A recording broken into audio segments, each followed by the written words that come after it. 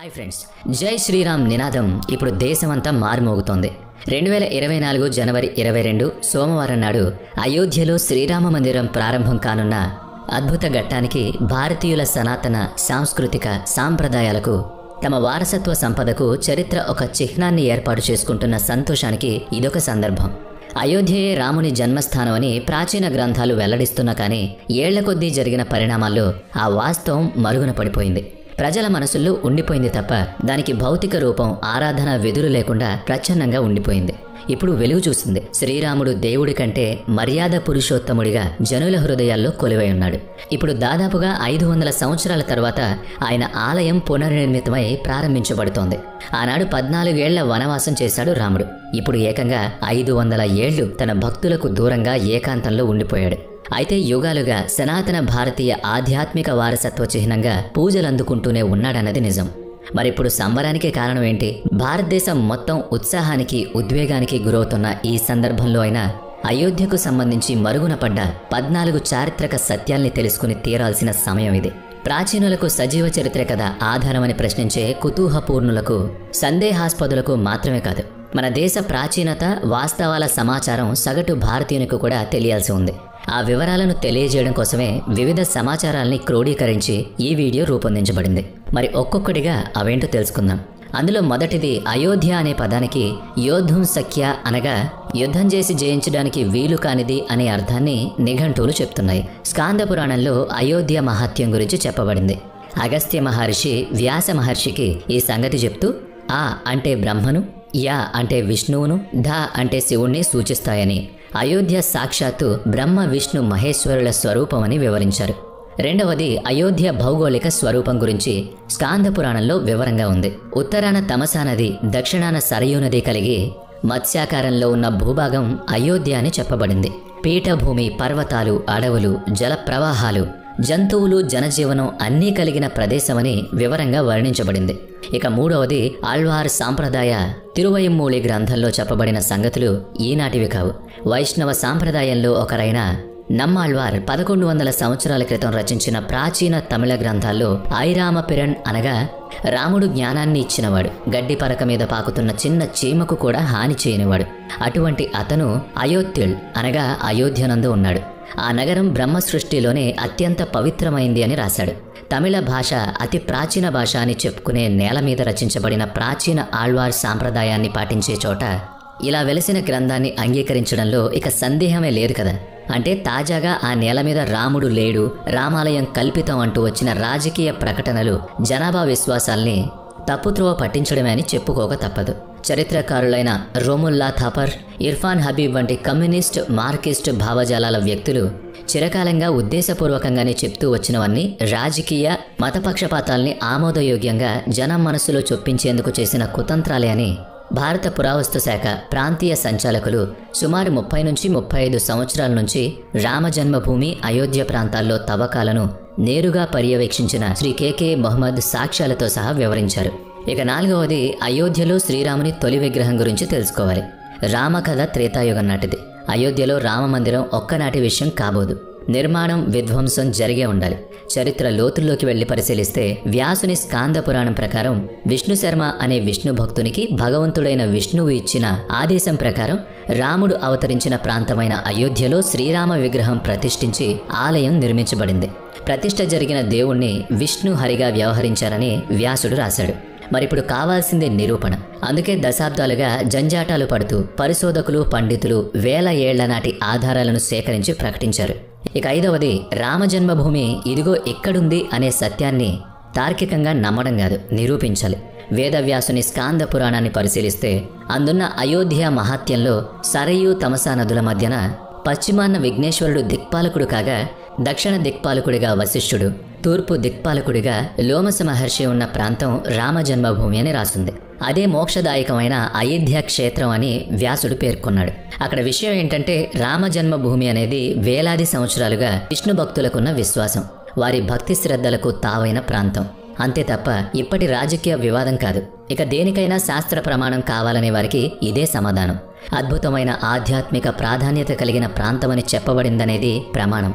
ఇంకా చెప్పాలంటే గుడి అనేది భౌతిక నిరూపణ. అంతకు మించింది ప్రాంత విశిష్టత.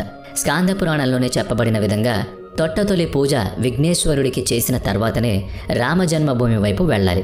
ఇంత స్పష్టంగా ఉంటే రాముడు 200-300 ఏళ్ల నుంచి వెలుగులోకి వచ్చాడు, అంతవరకు శైవ వైష్ణవ వైరుధ్యాలు నడిచాయనేది దీనివల్ల సమాధానం లభించినట్టే కదా. మరో వాదన ప్రకారం వివాదాస్పద స్థలాన్ని ఎవరికోసమో కాకుండా హాస్పిటల్, స్కూళ్లు వంటివి కట్టొచ్చు అనే మాట ఉంది. భారతీయ రాజ్యాంగం ప్రకారం రాముడనే కాదు, దైవత్వం ఉన్న ప్రాంతానికి లేదా దైవానికి ఒక వ్యక్తికి తన స్థిర చరాస్తుల పట్ల సహజంగా ఉండే వ్యక్తిగత హక్కులన్నీ సంక్రమిస్తాయి. సుప్రీంకోర్టులో శ్రీరాముడు తాను పుట్టిన ప్రాంతం మీద తన హక్కు కోసం పోరాడుతున్నట్టుగానే వ్యాజ్యం నడపబడింది. ఒకరి ఆస్తిపాస్తుల మీద పరులకు అధికారం ఉండదు కదా, అలా ఉంటే అది కబ్జా అవుతుంది, సొంతమనే హక్కు కాదు. ఇక 6వది సప్తమోక్ష ప్రదేశాల్లో అయోధ్య మొదటిది అనే సంగతి భారతీయ సనాతన ఆధ్యాత్మిక పరులకు తెలిసే ఉంటుంది. అయోధ్య మధురామాయ కాశీ కాంచి అవంతికాపురి పార్వతీ చైవ సప్తైతే మోక్షదాయక అని గరుడ పురాణంలో విస్పష్టంగా ఉంది. భారతదేశంలోని సప్త పుణ్యక్షేత్రాలుగా పిలువబడుతున్న వాటిలో అయోధ్యకు తొలి స్థానం ఇవ్వబడింది. అంటే పురాణ కాలం నుంచి కూడా మోక్షాన్ని కోరుకునే సాధకులు ఈ 7 పుణ్య ప్రదేశాలను ఒక వరుసలో సందర్శించుకునే విధంగా ఉందనేది స్పష్టం. వాటిలో రామజన్మభూమి అయిన అయోధ్య నుంచే వారి దర్శనం మొదలవుతుంది. జనం దర్శిస్తున్నారు కనుక అది మోక్షదాయక ప్రాంతం, చారిత్రక నగరం అవుతుందా అనే సందేహం వస్తే రావచ్చు. తెలుసుకోవడం జ్ఞానం కోసమే కదా, చూద్దాం. ఇక 7వది సరయూ నది ప్రాధాన్యత గురించి తెలుసుకోవడం ద్వారా మన జ్ఞానం విస్తరిస్తుంది. రామజన్మభూమి విశిష్టతకు తగ్గని ప్రాధాన్యత కలిగింది సరయూ నది. సరయూ నది సాక్షాత్తు బ్రహ్మస్వరూపం. ఆ తీరంలోనే వెలసిన దాశరథి పుట్టిన ప్రాంతంలో శ్రాద్ధ కర్మలు నిర్వహించడం ద్వారా మోక్షం సిద్ధిస్తుందనేది స్కాంద పురాణంలో వివరంగా చెప్పబడింది. దశరథుని పుత్రుడు కనుక రాముడు దాశరథి అని పిలువబడ్డాడని మనకు తెలుసు. అంటే సరయూ తీరంలో జీవుల అంతిమ కర్మలు చేయబడ్డానికి నిదర్శనమది. ఇక 8వది అయోధ్యలో నవరాత్రి ఉత్సవాలు ఏటా నిర్వహించబడేవని స్కాంద పురాణంలో వ్రాయబడి ఉంది. ఇదేదో 500 సంవత్సరాల క్రితం ఉండేదని, విదేశీ దండయాత్రల వల్ల మాత్రమే ఆ ఆచారం పాటించబడలేదని భారతీయులు ఆవేదనకు లోనవుతున్నారని కోర్టుల్లో వాదించలేదు. రాముని జన్మస్థానంలో 1000 సంవత్సరాలుగా రామనవమి ఉత్సవాలు 9 రోజులు జరిగేవని, వార్షికోత్సవం 5వ తేదీ నాడు జరిగేవని ఆధారాలతో ప్రకటించారు. అస్తిత్వ దోషము కాదు, స్థల ప్రాధాన్యత పట్ల పూజనీయ భావం కలిగి ఉండడం అర్ధరహితము కాదు, అదొక విశ్వాసం. దాన్ని సామాజిక క్రమశిక్షణకు, సాత్విక కర్మచింతనకు ఒక మార్గంగా ఉండొచ్చు. నాస్తికులకు ఇది మూఢనమ్మకంగా కనిపిస్తే అది వారి వ్యక్తిగత అభిప్రాయం మాత్రమే. ఆస్తికులకు మాత్రం అది పవిత్ర భూమి కావడం అనేది వారి నమ్మకం. దాన్ని కించపరిచేలా ఎవ్వరూ మాట్లాడకూడదు.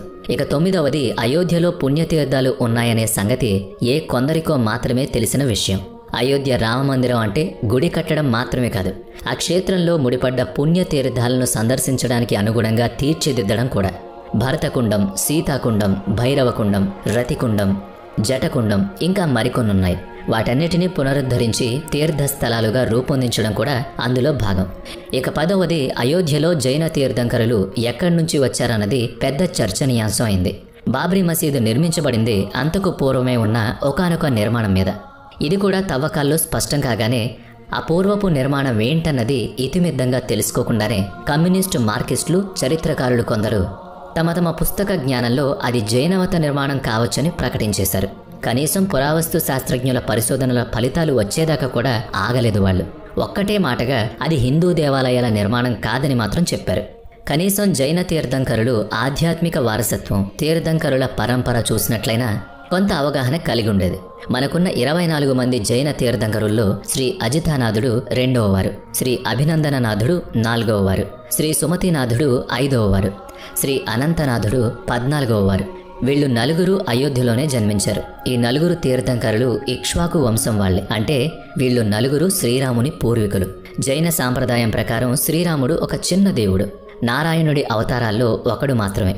అయితే జైనులకు అయోధ్య అతి ప్రాధాన్యత కలిగిన ప్రదేశం.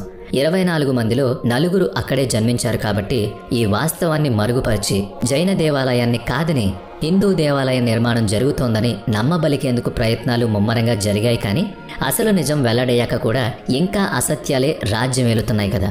ఇక 11వది అయోధ్య పెరుమాళ్ మందిరం భారతదేశంలోని అతి ప్రాచీన రామాలయాల్లో ఒకటి. తమిళనాడులోని మధురాంతకంలో ఉన్న ఈ ఆలయం 1600 ఏళ్ల నాడు పల్లవ రాజులచే కట్టబడింది. కానీ ఇప్పుడు ఎవరైనా అడిగితే ఆ ఆలయ వివరాలు చెప్పలేకపోవచ్చు. అయితే ఏరి కదరామర్ ఆలయం గురించి అడిగితే మాత్రం సరిగ్గా చెప్తారు. ఈయనే అయోధ్య పెరుమాళ్ అన్నది కొందరికి తెలుసు.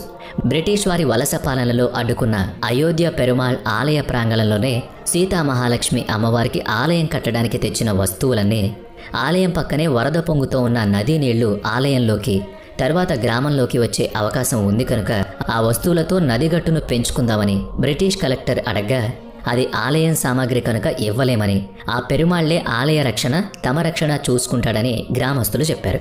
వారి విశ్వాసము, స్వామి మహత్యము, నదిలోకి వరద నీరు కొట్టుకొచ్చిన గట్టు మాత్రం దాటలేదని, అందరూ క్షేమంగా ఉన్నారని స్థానికుల కథనం. ఎప్పటికిదని చెప్పుకుంటున్నారు. ఆలయం గోడల మీద ఆ విశేషాలతో కూడిన చిత్రాలు ఇప్పటికీ ఉన్నాయి. అంటే నమ్మకాల సంగతి అటుంచితే 1600 సంవత్సరాలకు పూర్వమే తమిళనాడులో అయోధ్య పెరుమాళ్ల పేరుతో శ్రీరాముడు పూజలందుకున్నాడన్నది వాస్తవం. మరి ఆయన ఉత్తరాది దేవుడని వ్యాఖ్యానిస్తున్న వారి నోళ్లకు మర్యాద తెలియదని అనుకోవాలా? ఈ విషయాన్ని నేననడం లేదు, భక్తులు అంటున్నారు. అంటే అయోధ్యలోని రామజన్మభూమిలో శ్రీరాముడు పూజలందుకోకుండా ఉండడు కదా. అయోధ్య రామయ్య ఆలయం కూల్చివేయబడింది, కానీ అయోధ్య పెరుమాళ్ ఆలయం తమిళనాడులో పూజలందుకుంది. ఆనాటి బ్రిటిష్ కలెక్టర్ ఆ గ్రామస్తుల గౌరవార్థం స్వయంగా కట్టించిన సీతామహాలక్ష్మి ఆలయం నేటికి ఉందక్కడ. ఇక 12వది దశమ గ్రంథ సాహిబ్, సిక్కుల పవిత్ర గ్రంథం. గురు గోవింద్కు సంబంధించిన ఈ గ్రంథం 219వ అధ్యాయంలో రామాయణ గాథ సవివరంగా వర్ణించబడింది. గురుముఖి లిపితో ఉన్న ఈ సిక్కుల పవిత్ర గ్రంథంలో రఘువంశ తిలకుడైన రాముడు ధర్మనిష్ట కలవాడు, పవిత్ర గుణశీలుడు. రామరాజ్యంలో దుఃఖమన్నది లేదు. దశరథుడు తన రాజ్యాన్ని 4 భాగాలు చేసి రాజధానిని రాముడికి అప్పగించాడు అని చెప్పబడింది. అయోధ్య శ్రీరామ ప్రస్తావనలు లెక్కలేనన్నున్నాయి.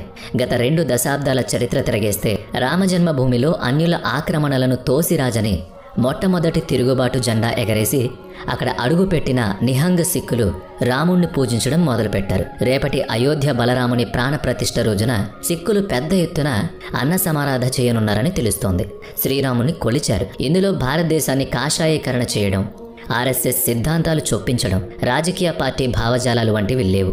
ప్రజలకు తప్పుడు సంకేతాలు ఇవ్వడం తప్పు. నిజమైన సత్యాన్ని చెప్పేవాళ్లు తక్కువైపోయారు. ఇక 13వది అయోధ్య, వారణాసి నగరాలు భారతీయ సంస్కృతి సాంప్రదాయాల వారసత్వ చిహ్నాలే. శివకేశవ భేదాలు ప్రచారం చేసి పబ్బం గడుపుకునే కంటే చారిత్రక సత్యాలను విశదపరచడం దేశానికే మేలు. స్కాంద పురాణంలో అయోధ్య నగరంలో నివసించిన వ్యక్తికి కాశీనగరంలో 60,000 సంవత్సరాలు నివసించిన ఫలం దక్కుతుందని చెప్పబడింది. ఇక్కడ ఈ సంఖ్య ప్రతీకాత్మకమే కానీ భారతీయుల భక్తి విశ్వాసాల ప్రకారం వారి జీవనంలో ఈ 2 నగరాలు విడదీయరాని ప్రాముఖ్యతను కలిగి ఉన్నాయని చెప్పడమే అసలు విషయం. సప్తమోక్ష నగరాల్లో చెప్పుకున్న వాటిలో శివకేశవులకు ప్రత్యేక ప్రాధాన్యత కలిగినవి ఉన్నప్పటికీ అవన్నీ భారతీయులకు అచ్చమైన ఆధ్యాత్మిక సాధనా స్థలాలుగానే వాసికెక్కాయనేది నిజం. ఇక 14వది కాళిదాసు రచించిన కావ్యం రఘువంశం, ఇక్ష్వాకు వంశ చరిత్రను క్షుణ్ణంగా వర్ణించిన గ్రంథం. అయోధ్య రాజధానిగా శ్రీరాముని పూర్వీకుల వంశజులందరి వరుస క్రమాన్ని, నాటి రాజకీయాల్ని, పరిపాలనను తెలియజేసిన కావ్యం. అయోధ్య రాముని వంశ వృత్తాంత చరిత్ర మొత్తం ఈనాటి చరిత్రకారులకు, పండితులకు, పురావస్తు శాఖ పరిశోధకులకు అర్థమయ్యేలా చెప్పగలిగేది రఘువంశ కావ్యం. నగర నిర్మాణానికి సంబంధించిన బహుళ అంతస్తుల భవనాలు, వాటిలోనూ నగరంలోనూ ఏర్పాటు చేయబడ్డ నీటిపారుదల వ్యవస్థ, వ్యవసాయం, వాణిజ్యం గురించి వివరంగా వర్ణించబడిందా గ్రంథంలో. ఈ 14 వివరాలు కాకుండా వాల్మీకి రాసిన మూల రామాయణం, భారతదేశానికి బయట ఉన్న ఎన్నో ప్రాంతాల్లోని ప్రాచీన రామాయణ గ్రంథాలు, అక్కడి వాస్తుశిల్పి నిర్మాణాలు, శిథిల కట్టడాలు, విదేశాల్లో ఇప్పటికీ ఆచరణలో ఉన్న భారతీయ సనాతన ఆచారాలను ప్రస్తావిస్తే వందల సంఖ్యలో వ్యాఖ్యానాలు, వీడియోలు చూడొచ్చు. అయోధ్య రామజన్మభూమికి సంబంధించి భారత పురావస్తు శాఖకు చెందిన శ్రీ బ్రజ్వాసీలాల్, శ్రీ కెకే మహమ్మదుల కృషిని తప్పకుండా తలుచుకోవాలి. పురాతన సంస్కృత తాళపత్రాలు, ప్రాచీన తమిళ లిపిలో వ్రాయబడిన సంస్కృత గ్రంథాలు సుప్రీంకోర్టులో నడిచిన రామజన్మభూమి ఉదాంతానికి గట్టి ఆధారాలుగా నిలిచాయి.